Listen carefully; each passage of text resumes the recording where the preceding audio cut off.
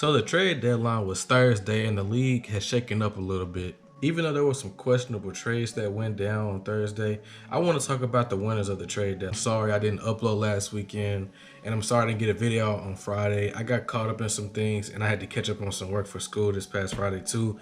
So I'm free and I'm going to make these videos for y'all, and the first video is going to be the trade deadline and the winners, like I said. As always, if you guys can subscribe and like the video, I would greatly appreciate it. Now let's get into the video. So the first highlighted trade I want to talk about is the Nuggets and Aaron Gordon. Now at first I had mixed opinions about this trade, and when the trade news first came out, I was trying to make a video in a hurry about it in the middle of class, and I think I needed a day to actually think about this trade, because if I had mixed opinions about it, I wasn't gonna have a clear answer for y'all. But anyway, so now that the news has died down, I think my opinion is still the same. They're kind of mixed. Now the first thing I am concerned about this Aaron Gordon trade is his shooting. Now he is shooting 38% from the three-point line this season on 4 attempts. The shooting that he's had has been very streaky. For example, one game he couldn't miss, he hit like 7 of 8 threes. And then there would be a stretch where he would go like 5 or 6 games and he would only have 3 made threes total. The defense was a concern too. However, I needed to go and watch some Magic games to really measure where he was on defense.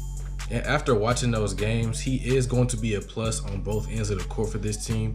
The only question is he going to buy into that role, and is he going to fully commit to it? Because in Orlando, he was seen as a main option besides Vucevic. But with him coming to the Nuggets, you know, you have Jamal Murray, Nikola Jokic, and MPJ. He's going to take a backseat role. So we're going to see if he's going to commit to that and willing to buy into that. Other than that, the Nuggets may have gotten that last piece to get them to the finals, not win the finals. The second trade I want to talk about is Victor Oladipo going to the Heat. Now, in my honest opinion, I really like this trade. As you guys know, the Heat didn't have to give up much in this trade because everybody had trade scenarios where Tyler Hero or Duncan Robinson was getting traded. So that's a plus. And I like the fact they added another wing to help Jimmy on offense. There are no questions about his defense or his offense. The only concern or red flag about this trade is his injuries. Since his injury in 2019, Victor Oladipo, he really hasn't been the same. There have been flashes of that all-star version of Victor Oladipo, but with this trade, you really can't necessarily stop injuries from happening. And that's the only way this trade doesn't work out. And obviously with the addition of this guy, the team got deeper.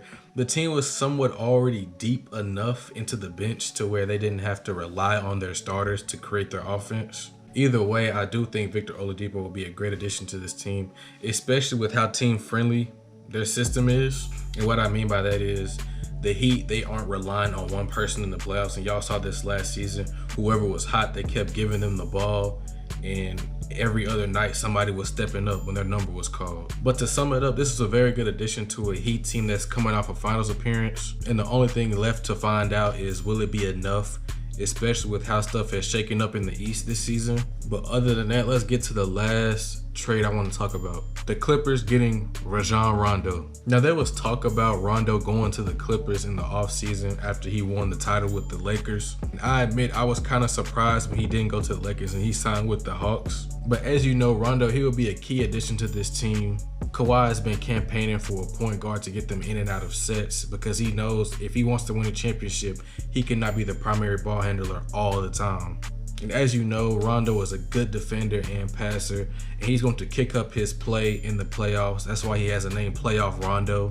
And in general, everybody is just looking forward to see how the Clippers will look with Rajon Rondo running the show with Kawhi and BG. Now with the team to beat being injured for possibly the next month, the pressure is up for the Clippers to gel and get ready for the matchup that we want to see in the playoffs this season. I've been anticipating it, and all of my friends have been anticipating it, and it also makes good content for my YouTube channel. So get to the conference finals and play the Lakers. We want to see that 7-game series. But anyways, guys, this is my video about the trade deadline winners. If you guys think I left out any winners of this trade deadline, just let me know in the comments. But other than that, if you guys enjoyed the video, please like the video and subscribe for more. I will be uploading another video very soon. But other than that, I'll see you guys later in the next video. Goodbye.